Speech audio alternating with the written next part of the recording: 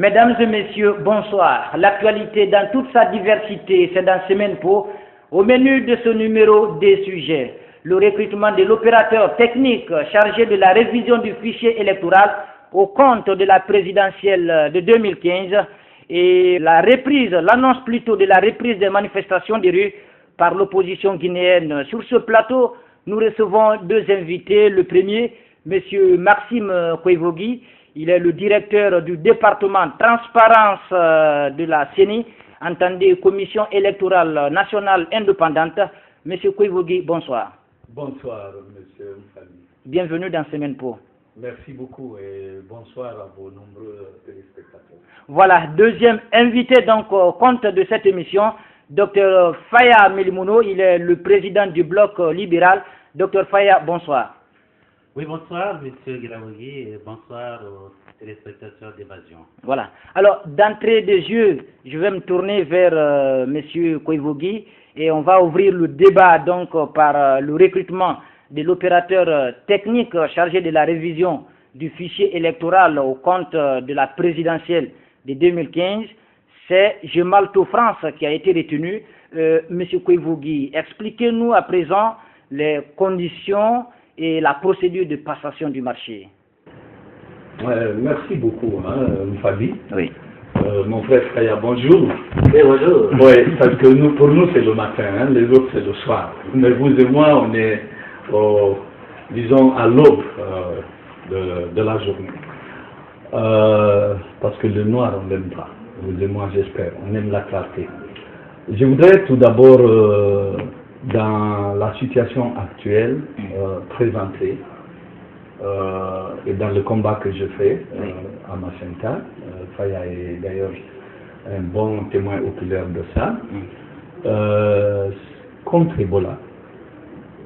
Je voudrais adresser d'abord mes remerciements à tous les partenaires qui s'activent sur la sortie d'Ebola de notre pays.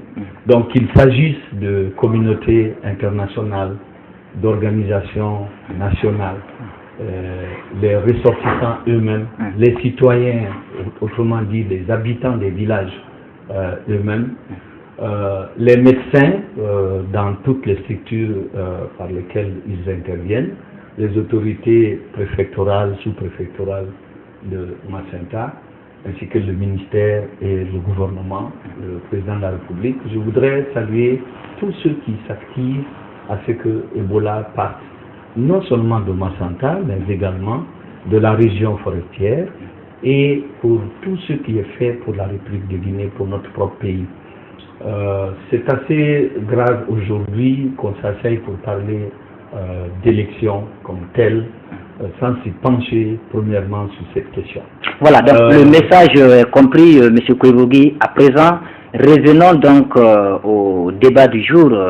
Je parlais de la procédure et des conditions de passation du marché. Gemalto est aujourd'hui sorti d'un système de concurrence de par la loi nationale, la loi guinéenne. Concurrence et confrontation de propositions d'être opérateur technique avec trois autres, donc au nombre de 4.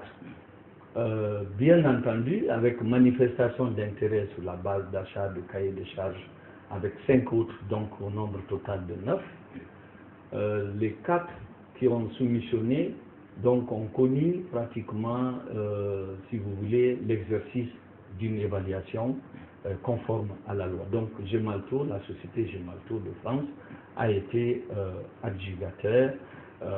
Bien sûr que c'est un contrat qui suivra pour dire qu'il est devenu l'opérateur quand il sera d'accord sur les termes contractuels qui vont le lier à la CENI. Deuxièmement, c'est que ce processus est un processus simple. C'est un processus dans lequel mon frère d'en face, que j'estime être le représentant de ceux qui avaient fait cette demande, étant entendu que lui personnellement avait demandé de quitter, donc de boycotter le dialogue de moins de juillet, mais que ceux qui avaient exprimé la demande de manière à ce que, deux choses ne se fassent plus dans le domaine non seulement du fichier, mais également de l'opérateur qui va tenir le fichier ou aider à produire le fichier.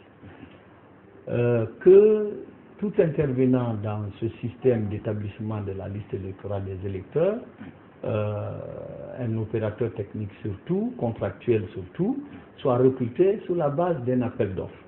Un appel d'offres international, un appel d'offres ouvert, et que son recrutement obéisse à la procédure régulière qui est donc soit légiférée, soit réglementée, donc conformément aux lois de notre pays en matière de passation des marchés. Deuxième chose, c'est qu'il a été certain que, étant donné que politiquement nous tendons vers la construction d'un fichier inclusif, un fichier donc qui prend tous ceux qui sont en âge de voter, de s'y retrouver inscrits sur les listes électorales. Deuxièmement, que ce fichier soit davantage, je dirais, non pas recouvert de double inscription, de mal inscrits ou de personnes omises, etc., etc., que ce soit donc techniquement une inscription tout à fait fiable, tout à fait valable. Donc, que de par la procédure de nos lois et de nos règlements en matière de passation des marchés, qu'un opérateur soit sélectionné. Deux, que cet opérateur aussi nous donne un produit tout à fait fiable du point de vue de la qualité de la liste des électeurs. Donc, Gemalto a donc été retenu dans le cadre de l'application intégrale de cette procédure qui est donc non seulement consensuelle, c'est-à-dire donc ayant fait l'objet de dialogue, d'échanges pour que chacun exprime et ses craintes et ses desiderata et ses choix et ses orientations, mais également la loi elle-même n'étant pas absente, donc ayant été rédigée depuis pratiquement 2012, et donc l'accord de juillet 2013 a purement demandé que cette loi de 2012 soit intégralement impliquée. Alors, voilà, à présent, avant de vous laisser continuer, on va écouter le docteur Fayam. Je veux dire que pour moi, je termine par, comme je l'ai dit, ces conclusions. Maintenant, le détail des procédures, bon, on peut donc échanger dessus. Voilà, docteur. Alors, à présent, dites-nous, est-ce qu'il y a eu, à votre avis, transparence dans la démarche de la CENI? Est-ce que vous avez été associé donc à cette procédure de passation? Merci beaucoup et encore une fois je dis merci à M. Maxime Koivogi qui est en face de moi. Vous me permettrez de commencer aussi par présenter les condoléances au peuple de Guinée qui est en train de mourir effectivement d'Ebola parce qu'il y a une incompétence au niveau du gouvernement pour véritablement combattre cette maladie. Je salue par ailleurs les efforts que font les personnels de la santé, la communauté internationale qui nous vient en aide. Il est clair aujourd'hui que le bateau guinéen ne semble pas avoir un véritable capitaine qui puisse non seulement protéger le peuple de Guinée, mais nous amener à bon port. Cela dit, il faut également encourager les populations de Womé et commencer par présenter les condoléances aux familles des victimes, n'est-ce pas, des crimes du 16 septembre. Et continuer à exiger qu'il y ait une justice pour nos compatriotes qui ont été tués ce jour-là. Mais l'État également s'est rendu coupable d'autres crimes d'une proportion encore plus grande. Le village est pillé aujourd'hui. Même l'eau a été sabotée par ceux qu'on dit avoir été envoyés là pour assurer la protection des populations. Alors, il y a eu au moins docteur, personnes qui sont mortes. On va revenir sur le sujet du jour. Oui, je reviendrai, je vais directement à ce but, mais permettez-moi de dire qu'au moins 15 personnes sont mortes dans la forêt. Il faudrait que l'État réponde de la mort de ceux-là. Alors, après donc cette petite note, je dois dire que par rapport à la question du choix de l'opérateur, il faut rappeler au peuple de Guinée que pendant les 4 dernières années, le débat a porté, entre autres, sur un opérateur fiable dont le choix devait satisfaire à un certain nombre de critères. Je suis d'autant plus à l'aise de parler de ce processus que je suis en face de moi. J'ai en face de moi celui qui est chargé de la transparence au sein de la CENI, qui émarge, n'est-ce pas, à la CENI tous les mois. Il prend donc l'argent du contribuable pour faire en sorte que le travail de la CENI soit transparent. Et il le reconnaîtra avec moi que durant tout le processus qui a amené au choix de l'opérateur dont il vient de nommer, il n'y a eu aucune association, n'est-ce pas, des acteurs de l'opposition qui sont eux aussi, n'est-ce pas, parmi ceux qui vont demander le suffrage des populations guinéennes. Aujourd'hui, du côté de l'opposition, la question est moins de savoir quel est l'opérateur qui a été choisi, dans la mesure où la procédure qui a amené à ce choix, n'est-ce pas, ne satisfait pas aux critères de transparence les plus élémentaires que mon frère gouverne le département. Aussi, nous savons que la CENI elle-même est en cause. Vous avez suivi la rencontre plénière de l'opposition hier. Il a été clairement établi, n'est-ce pas, à l'occasion de cette rencontre, que la CENI même, qui a présidé à ce choix dans l'opacité la plus parfaite, n'est-ce pas, est déjà en cause. C'est le premier problème qu'il faille d'abord résoudre. Parce que, comme vous le savez, la loi prévoit qu'il y a une CENI paritaire dans notre pays. Il est clair qu'à chaque fois qu'il y a une élection majeure, la recomposition de la classe politique se fait.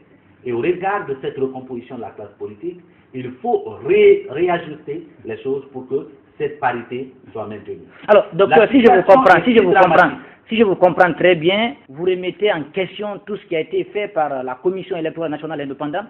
Écoutez, nous sommes là et vous suivez avec nous les interventions sur les radios, n'est-ce pas? Ce sont même les membres de la CENI dont mon frère en face de moi devait veiller à ce que tout soit fait devant eux, parce que la transparence doit d'abord commencer au sein de la CENI elle-même. Il y a 25 commissaires, que rien ne soit fait à l'insu d'un seul commissaire. Si j'ai bien compris un des commissaires qui a parlé sur les grandes gueules, la procédure n'a pas connu la participation de tous les commissaires. Donc, le manque de transparence, c'est d'abord à l'intérieur même de la CENI. Et combien de fois avons-nous dénoncé? Je crois que l'année dernière, l'argent du contribuable a été utilisé. Il y a eu toute la communauté internationale au chevet de la Guinée. Le premier problème qu'on a tenté de résoudre, c'était quoi? Il n'y avait même pas de plénière digne de ce nom dans votre CENI. Alors, il a été remis sur les rails le fait que rien ne se fasse plus dans l'opacité, que rien ne se fasse plus à l'insu, n'est-ce pas, de certains commissaires. Eh bien encore, c'est la réalité aujourd'hui. Vous ne pouvez pas me dire, monsieur, que Etienne Sorobogui, par exemple, ou Hadiabia, par exemple, ne sont pas des membres de la Commission électorale nationale indépendante. Est-ce que vous pouvez considérer un processus crédible de choix d'un opérateur qui ne connaisse la participation de tout le monde? Alors, voilà d'abord le problème. Monsieur Koivougui, votre réaction. Est-ce que les commissaires de la CENI, ici de l'opposition, n'ont pas pris part au travail qui a été abattu par la CENI? Je considère que c'est assez épidermique ce que j'entends. C'est pas profond, c'est assez banal. C'est pas du tout profond. Mon frère Faya, je m'excuse, je ne marche pas à la CENI pour mon activité de transparence. Vous vous trompez. Vous vous trompez. Je marche à la CENI sur l'ensemble des engagements qui ont fait l'objet de ma prestation de serment. Il n'y a pas que la transparence. Seulement, même la communication, je marche. Même la direction des opérations, je marche. Même le travail que le président de la CENI fait, j'y marche. Donc, c'est très large le champ de la mission d'un commissaire. Oui, mais l'opposition estime aujourd'hui que le travail a été fait dans toute l'opacité et dans l'ombre. Patientez-vous. C'est pour ça que je dis que c'est très léger. D'accord. Une fois encore, je le réexprime et je considère que vous êtes décideur. Vous n'êtes pas là pour prendre des arguments qui vont servir à des décideurs. Vous-même, vous êtes décideur. Si vous ne l'êtes pas, je suis désolé. Je le réaffirme. Que ce qui concerne le débat politique, moi, je me retire de vos arguments politiques et vous faites avec les politiques. Mais si c'est débat technique, vous n'avez rien dit. Premièrement, qu'est-ce qui vous a empêché techniquement, le mois de juillet, à la table de dialogue, de mettre dans le processus de recrutement de l'opérateur tous vos désidérata et d'y signer? Vous dites d'aller au code de passation des marchés. C'est ce que vous dites. Si vous ne l'avez pas, je vous le donne. Il est là. Oui, mais Moi, je l'ai. oui, Voilà. Monsieur Alors, Maxime, la demande. Monsieur Maxime, je vais vous poser cette question. Attendez, vous parlez de participation. Il y a effectivement et de la transparence et de l'application de la loi à laquelle vous avez demandé à la CENI de s'y adosser intégralement pour que l'opérateur qui sera retenu fasse, il ne va pas tomber comme ça du ciel. Il faut bien qu'il passe devant une procédure pour laquelle vous n'aviez pas de limite en tant qu'acteur politique de mettre dans votre accord politique les différents éléments sur lesquels la CENI devrait s'adosser pour passer. Mais vous y avez été clair en disant, allez-y à travers la loi et les règlements en vigueur dans notre pays, donc le code de passation des marchés et tous les actes administratifs de son application. Allez à travers ça. Vous voulez qu'on le parcourt maintenant? On va le faire. Alors à présent, je vais vous poser, cette question avant de vous laisser continuer. Attendez. Dans les accords de juillet dernier. Au mois d'août, mon frère Faye a encore pris la parole en hôtel pour nous dire que il n'était pas question que la CENI leur mette des informations à disposition août-septembre sur comment nous allons procéder au recrutement de l'opérateur. Sous prétexte qu'ils avaient encore des accords inachevés qui étaient en cours au palais du peuple, de les laisser aller terminer. Encore une fois, si vous êtes décideur, décidez sur le champ politique, sur le terrain politique, les décisions politiques, nous les appliquons. Alors, même si vous Dr. Faya, oui, on va respecter le timing, Respectons le timing, pas monsieur. léger. Non. Quand on veut parler de questions techniques. Toutes les questions liées à la CENI seront aujourd'hui abordées. Alors, Dr. Faya, vous venez d'écouter monsieur Maxime. Je vous ramène un peu sur les accords de juillet dernier. Qu'est-ce qui avait été décidé justement par rapport au travail de la CENI? Est-ce qu'il n'était pas dit qu'il y aurait un comité de suivi qui devait être mis sur pied pour veiller ou surveiller d'ailleurs le travail de la CENI? Qu'est-ce qui avait été décidé, Dr. Faya? D'abord, quand j'écoute, est-ce que vous pouvez me laisser parler? Voilà. D'abord, quand j'écoute M. Koivogi, je suis navré. Il dit qu'il émarge à la CENI pour, si vous voulez, tous les rôles pour lesquels il a prêté serment. Mais spécialement, vous êtes en charge de veiller à ce qu'il y ait la transparence dans le travail de la CENI. Je vais en parler et je vais vous confondre. Parce que vous en parlez. Non, je vous laisse finir. Je vous laisse. Allez-y. Si vous ne m'écoutez pas, on ne débat pas. Non, mais moi, je ne peux pas faire un débat de rue. Très bien. Mais vous en avez besoin. Non. Je veux dire ceci. Vous êtes en charge. Attends. Non, on va ordonner le débat. Non, prenez le micro. Non, s'il vous plaît, on va respecter le timing. C'est 1 minute 30, on ne va pas au-delà de ça. Non, prenez vos micros, s'il vous plaît. Prenez les micros, s'il vous plaît. Oui. Attends.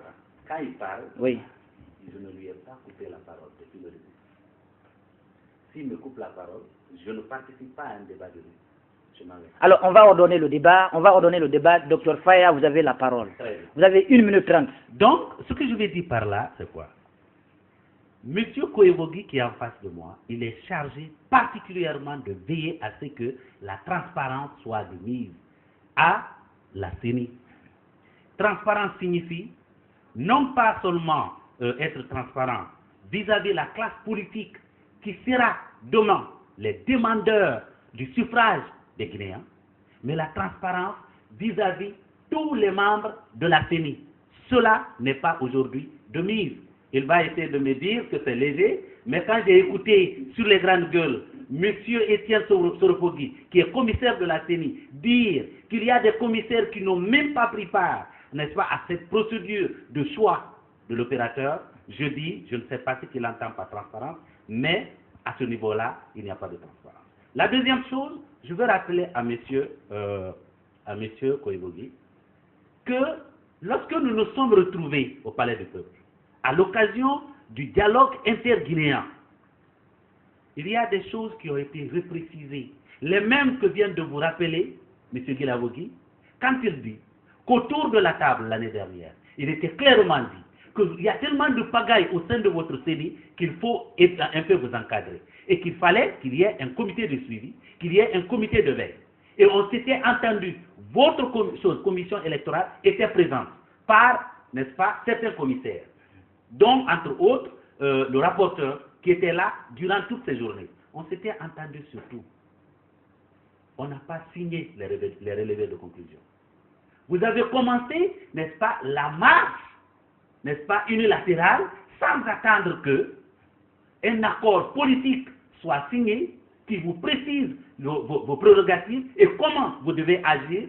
Vous avez commencé à agir dans l'opacité la plus parfaite, y compris vis-à-vis des commissaires de la CENI.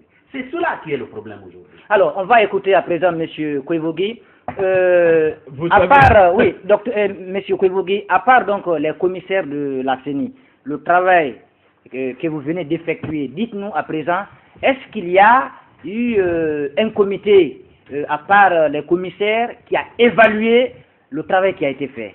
Alors, M. Guilavogui, je vais répondre à votre question, mais laisse-moi réagir à cette légèreté que je constate. Heureusement que M. Milimono l'a dit et répété même à ma place. Premièrement, la transparence. Politiquement, je veux bien qu'on en parle.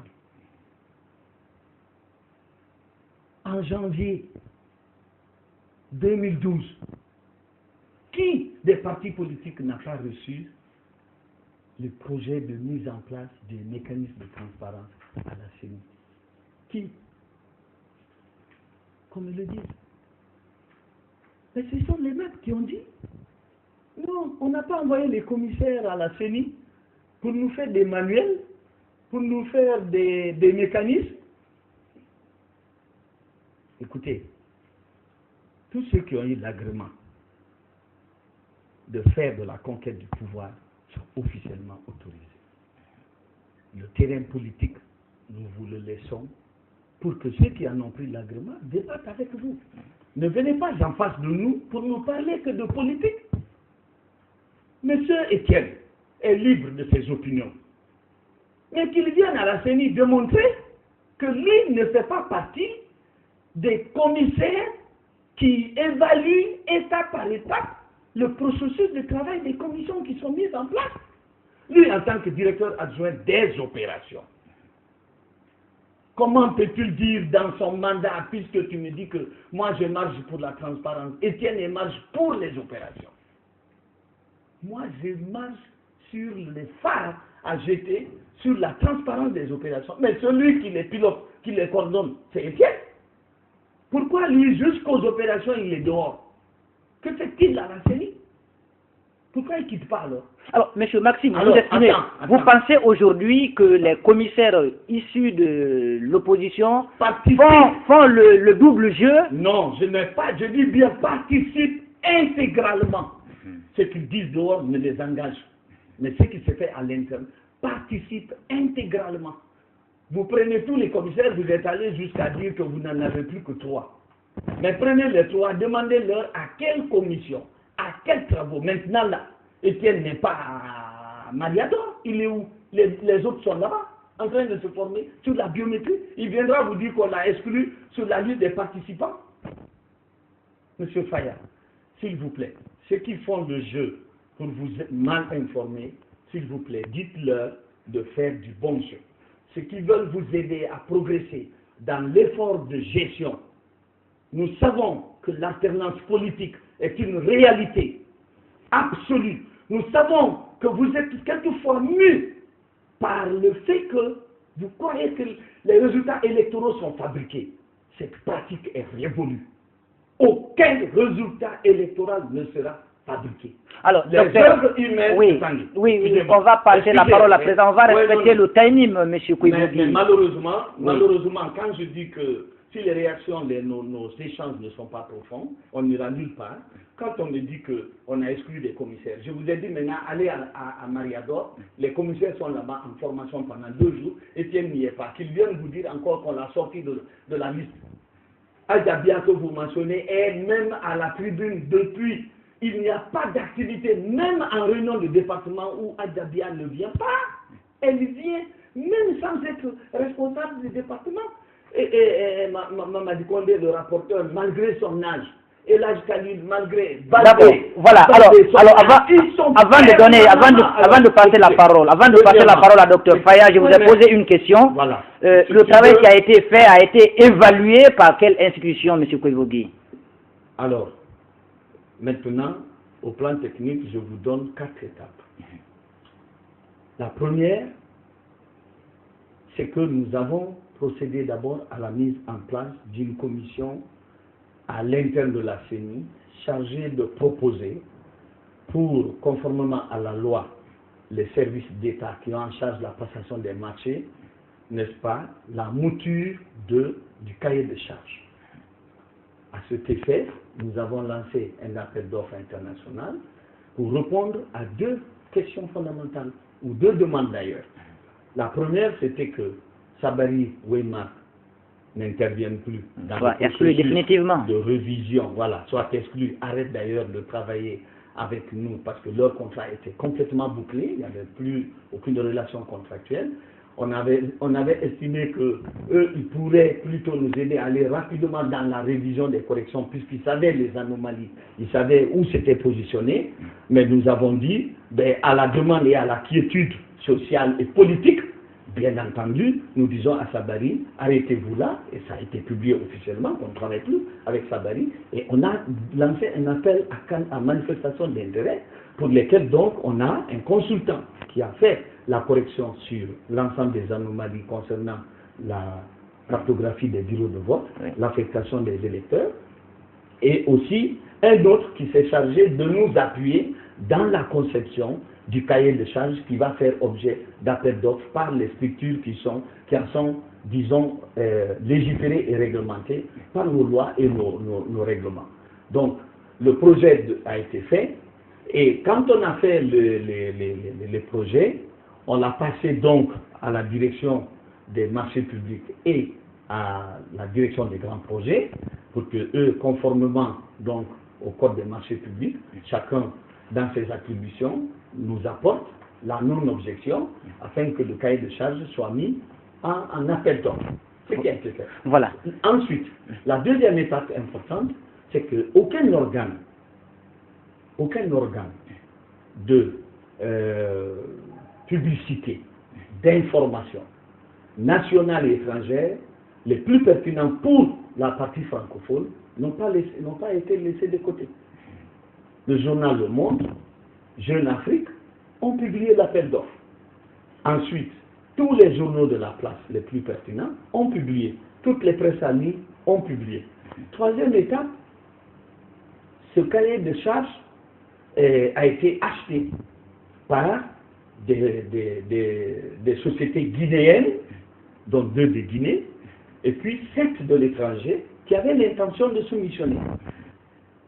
C'était une intention d'acheter un cahier de charges.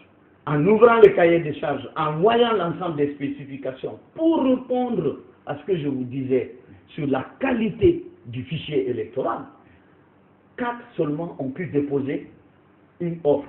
La 5e était même dans la salle à l'ouverture qui voulait que la date de l'ouverture soit reportée. Mais la loi disait 15 jours avant, vous demandez, parce que le report doit être porté à la connaissance de tous les autres qui ont assisté le cahier de charges pour leur dire que la date a été reportée. Monsieur Maxime, c'est compris. On va gérer le temps. Oui, on va gérer le temps. Oui. Docteur Faya, à présent, votre réaction rapidement avant qu'on ne revienne sur la recomposition de la CENI. D'abord, je dois faire remarquer que lorsque j'entends M. Koivogi parler des personnes qui sont membres de la CENI comme lui, comme si c'était des personnes insérieuses, parce que Étienne Soropogui n'est pas un enfant, ce n'est pas quelqu'un d'irresponsable. S'il vient s'adresser au peuple de Guinée par rapport au fonctionnement interne de l'organisation à laquelle il appartient, je crois que c'est une personne suffisamment crédible pour être comprise par le peuple de Guinée. Oui, mais docteur, vous ne pensez pas que c'est...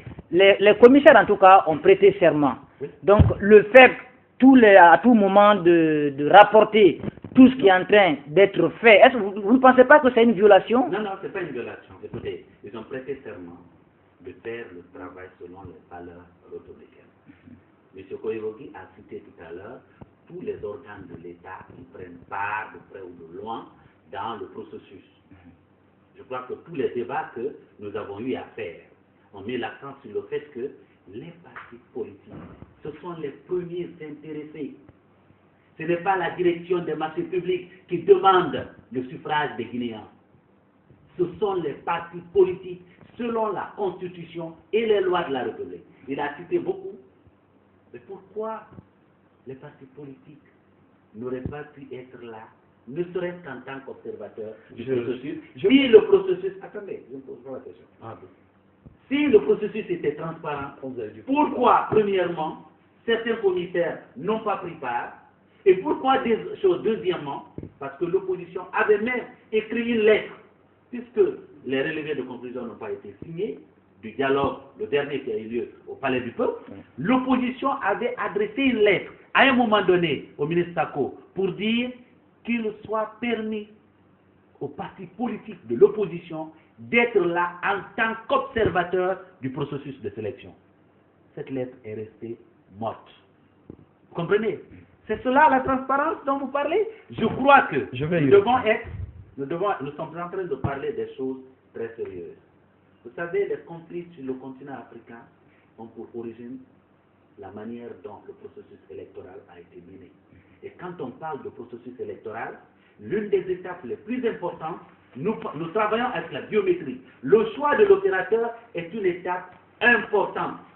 Et je crois que le débat qui a eu lieu à la République de Guinée pendant les 4 dernières années ont informé suffisamment le peuple de Guinée du caractère crucial de cette étape-là. J'aurais bien aimé, dans l'intervention très longue qu'a faite M. Koivogi ici, qu'il dise, à un moment donné, les partis politiques de l'opposition, de la mouvance, étaient présents. On a ouvert les prix devant leurs représentants. On a fait ceci devant leurs représentants. Oui, mais Dr Faya, est-ce que la CENI n'est pas une institution indépendante reconnue par la loi? Je veux la motion. Je veux la motion. Oui, laissez-le finir. L'indépendance de la CENI ne signifie pas que la CENI peut s'enfermer comme dans un tour d'ivoire pour faire de n'importe quoi. Je crois que les mises en garde ont été suffisantes. Il y a eu des reproches qui ont été suffisants, n'est-ce pas, à l'égard de cette CENI qui, à un moment donné, n'est-ce pas, ne fonctionnait même pas comme un organe sérieux. Revoyez un peu vos notes lorsque le dialogue de 2013 a été organisé au Palais du Peuple.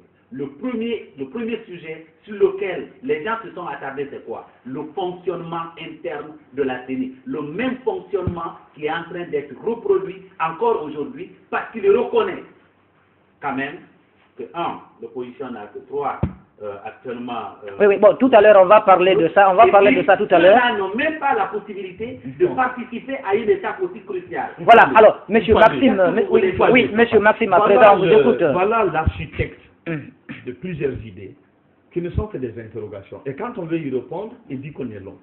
Et je commence à vous répondre un à un. Je ne rate pas que vous n'aviez pas attendu que je parle de l'ouverture des prix. J'ai parlé des étapes jusqu'à l'arrivée au dépôt des 3 offres, des 4 offres. Oui, mais est-ce que dans ce processus, l'opposition a été associée? Quand même, l'opposition, les partis politiques demeurent les partenaires privilégiés de la CENI, M. C'est une question Koivogi. intéressante qui fait partie aussi de l'exercice du rêve politique. Oui, allez. Ok? Voilà ce qui se passe. Moi, j'étais dans la salle avec vous, au palais. Quel palais? Au palais du peuple, au mois de juin. Vous vous êtes levé, vous avez dit qu'on distribuait mal la parole. Vous y sortez. Devant moi, j'étais là. Ensuite, il a été demandé aux partis politiques des deux bords, mouvance comme opposition, de dire comment est-ce que le nouvel opérateur à l'époque, d'ailleurs, Sabari Ouima qui était ici, va être recruté pour les présidentielles de 2015. Nous étions en 2013 au mois de juillet. Il n'avait pas été interdit aux partis politiques de mentionner le mode, y compris l'observation des partis politiques. Il vous a été libre. C'est pourquoi je ne vous en veux pas, vous n'étiez pas. Vous n'étiez pas, vous étiez déjà parti. Il a été libre, donc aux décideurs politiques, de dire que la CENI s'adosse qu'à la loi. Maintenant, lisons un seul passage du code de passation des marchés qui n'a pas été appliqué. Et si le code de passation des marchés avait mentionné que vous êtes observateur, mais vous allez à un dialogue en 2013.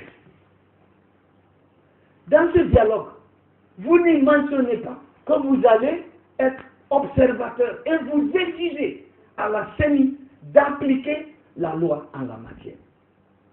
Maintenant, je vais vous donner comment la CENI a appliqué la loi en la matière sans vous exclure. Alors, donc, à présent, alors, ce que je vais terminer. Monsieur L'ouverture des Faya. prix, s'il vous plaît. Il a dit, est-ce que les partis politiques étaient même à l'ouverture des prix?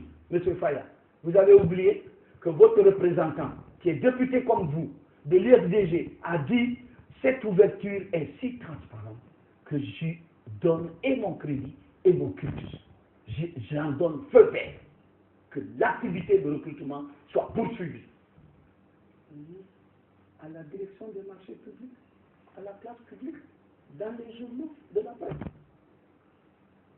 Alors, les partis politiques étaient là, à l'ouverture des prix, et c'est là qu'on a dévoilé, pour nous-mêmes, qui a soumissionné. Puisque chaque enveloppe qui parle n'a aucune mention, sauf l'adresse de l'autorité contractante. On ne sait pas qui a déposé. Voilà. Quand on Monsieur décide Koivogi, l'enveloppe, qu'on s'assure Monsieur que voilà Koivogi, on va passer la parole à non, Dr Faya. Alors, moi, je suis venu pour convaincre, s'il te plaît. Je ne suis pas Oui, venu. mais il faut qu'on respecte le Mais c'est pas timing. le problème, même si je ne parle plus. Mais quand je parle, il faut que j'arrive à convaincre. Le timing, je vous le donne. Monsieur Faya, à votre demande, mentionnez que les partis politiques ont été invités à l'ouverture des prix.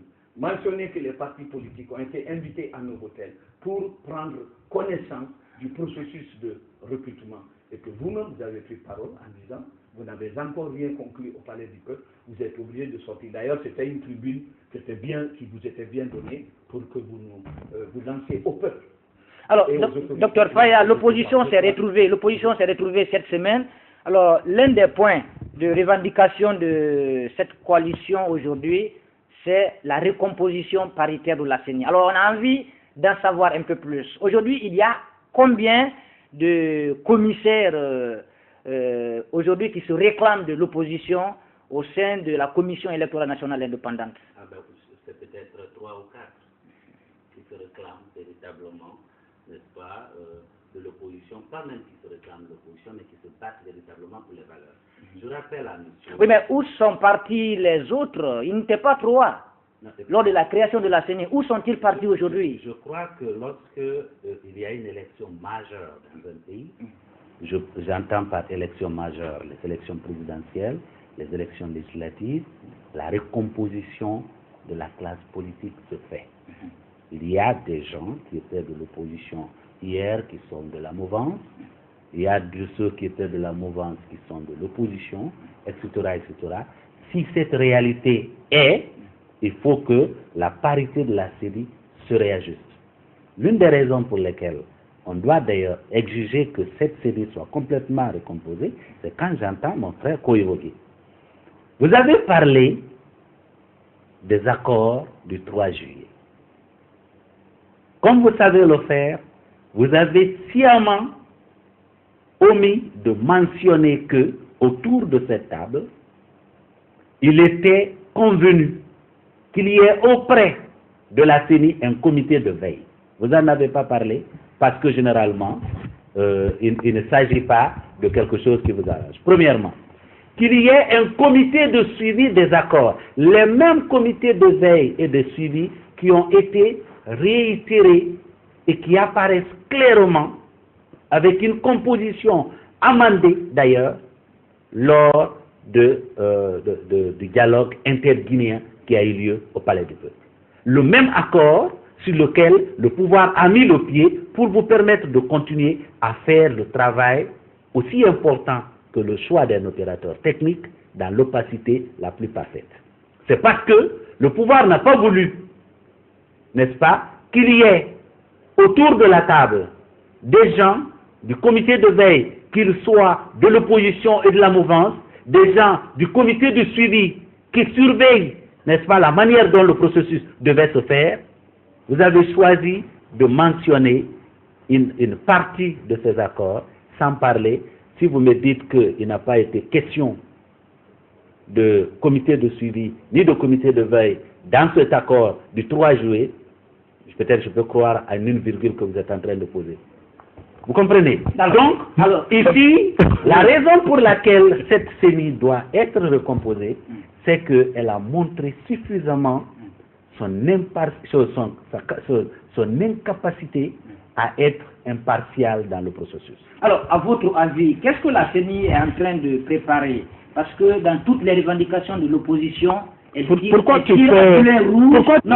lorsque nous étions invités au Palais du Peuple, à l'hôtel de l'Indépendance, il était question de nous parler de je ne sais quoi.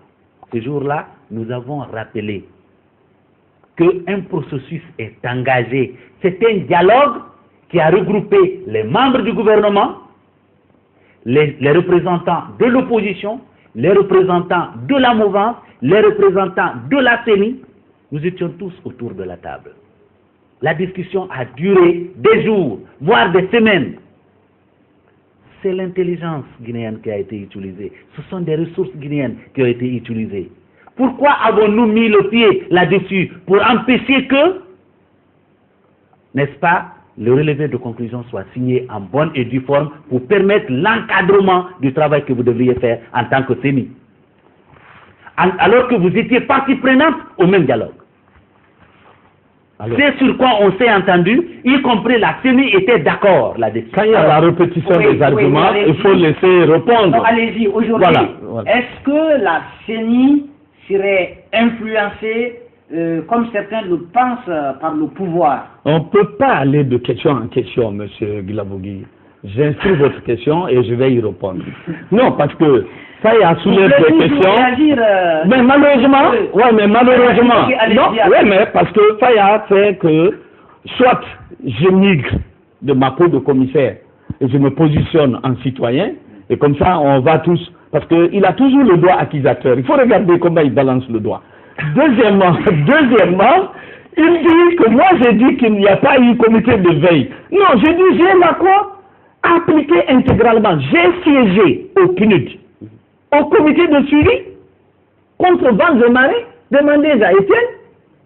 Oui, mais M. Alors, attendez, il a dit que ce comité n'a pas été mis sur pied. Non, ce qu'il a été mis sur pied au moins. Attends, il y a de la confusion, de l'amalgame, il faut lever. Okay, la confusion, c'est quoi? Nous parlons de comité de veille, que la CENI est voulu ou pas. Nous parlons de comité de suivi, que la CENI est voulu ou pas. Pour les législatives qui ont été mises en place, fonctionnelles. Non, mais le dialogue. Attends maintenant. Le dialogue. La confusion après les législatives. Alors, vous faites la confusion. Avec confusion. Ah, si, alors, si, la lanterne des téléspectateurs. Mais tu ne me laisses pas. Tu ne me laisses pas. Allez-y. Tu ne me laisses pas. Alors, concrètement, votre comité de veille demandait pour les législatives et le suivi, voulu ou pas voulu, décidés politiquement, ont été mis en place. Et ces comités-là ont fonctionné. J'ai siégé contre Vangemari. J'ai mis un corps sans tête. J'ai même reçu les cadres de l'UFDG, M. Condé, M. Fall. Et ils ont dit, mais ce gars, il prend même beaucoup de responsabilités pour aider les citoyens à savoir s'ils ont leur inscription, où trouver leur carte d'électeur. J'y ai travaillé. On a demandé, dans le cadre de ce comité de suivi, que la liste même des bureaux de vote soit posée, placée sur les pages web, le site web, tout ça. J'y ai travaillé. Je vais vous dire, maintenant, vous êtes parti en 2013, c'est ça? En 2014, là. Ou bien, c'est 2014. Donc, voilà votre accord de juillet 2013 qui a demandé le recrutement de l'opérateur conformément à la loi et qui n'a pas mentionné que vous soyez observateur à ce processus de recrutement. Maintenant, il appartiendra aux sociétés qui ont soumissionné d'en juger la valeur de l'évaluation. Deuxièmement, que le comité de veille, que le comité de suivi, que vous avez voulu même améliorer, dans une version améliorée, voulu remettre en place, vous avez dit que la CENI était ici. Qui vous avez dit non de la CENI? Qui avait dit non? Alors, la CENI était au palais. Monsieur maintenant, vous dites que, à la question que je vous ai posée, l'opposition réclame aujourd'hui la recomposition paritaire de la CENI. Quelle est votre réaction? Êtes-vous aujourd'hui prêt à accepter qu'on mette sur pied une autre CENI? Qui a mis la CENI en place? C'est leur soubresaut politique. Qui a mis la CENI en place? C'est leur soubresaut politique. Oui, parce que l'opposition estime aujourd'hui que la CENI que nous avons n'est pas indépendante. Écoute mon avis. J'ai dit, qui donc a mis la CENI en place? C'est les politiques qui ont débattu avec le gouvernement depuis au moins 7 ans pour qu'il y ait une CENI en place. C'est eux, les hommes de loi. Ils sont députés. C'est eux qui ont voté la loi 06 pour dire que la CENI qui est en place.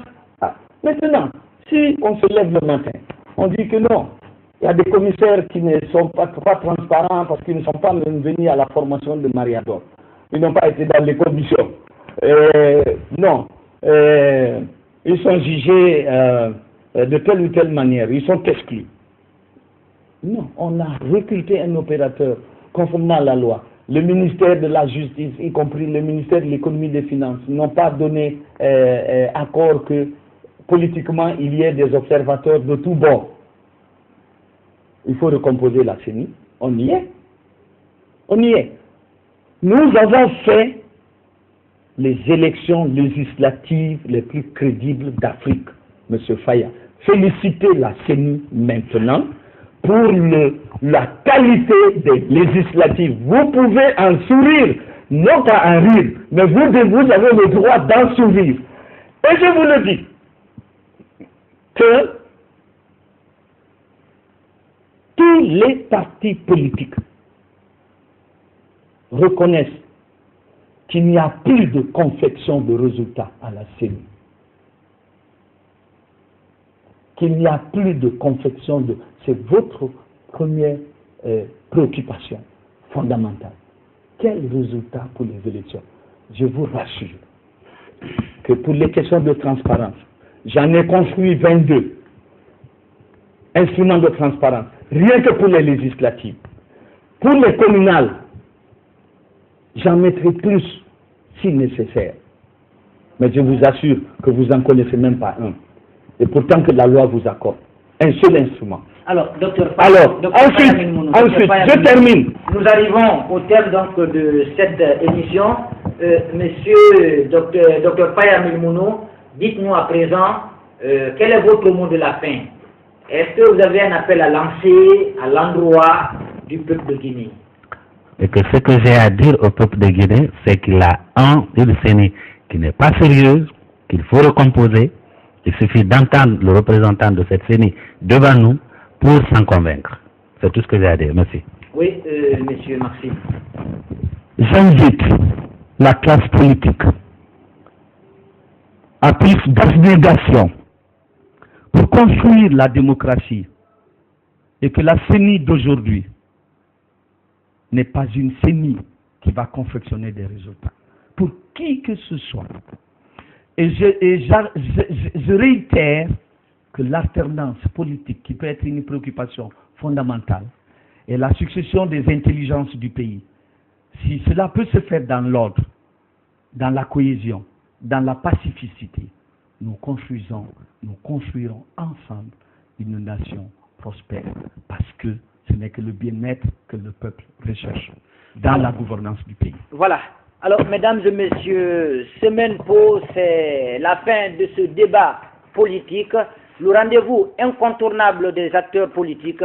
Je vous donne rendez-vous très prochainement sur Évasion Guinée. Mais avant de vous quitter, retenez ceci, toutes les vérités ne sont pas bonnes à dire, et c'est lorsqu'elles ne sont pas bonnes à dire qu'elles méritent d'être dites. Merci et à la prochaine.